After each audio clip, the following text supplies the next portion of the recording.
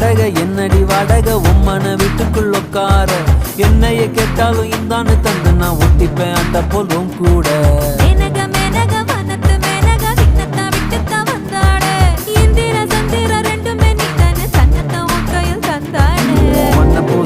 ஒன்னைய நீ நெஞ்சில் வச்சிருப்பேன் ரொம்ப பத்திரமா சின்ன சிரிப்புல என்ன வளைச்சிட்ட சித்தன வாசல் சித்திரமா